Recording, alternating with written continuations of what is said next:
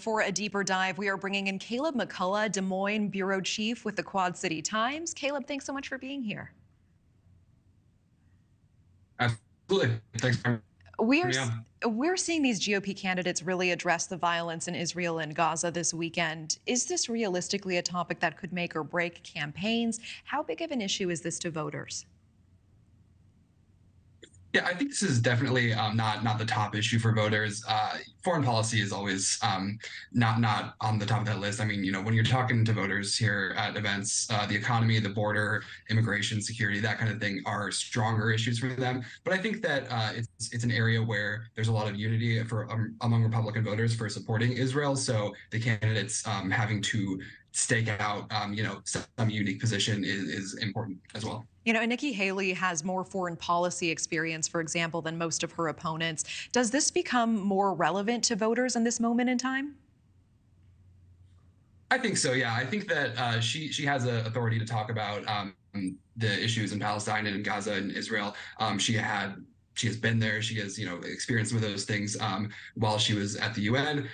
Whether voters are seeing that, responding to that, I'm not fully sure at the moment. But I think that there is some credibility to that. Some Republican candidates have raised concerns over Biden's push to send American aid to Palestinians in Gaza. Will Republicans' hard stance with Israel hurt any of them in the polls, do you expect? I don't think so. On the primary among Republican voters, I don't think that there's a whole lot of appetite among Republican voters to send that aid to Gaza. I think the argument that you've heard Ron DeSantis make that it could end up in the hands of Hamas. I imagine that's a concern among Republican voters, and I don't think that being against that is gonna hurt them very much. We know that Haley and DeSantis are going head-to-head in their efforts to overtake former President Trump in the polls. Are either of them gaining ground in Iowa? Yeah, in Iowa, Ron DeSantis is still pretty decisively ahead of Nikki Haley by a handful of points in the polls.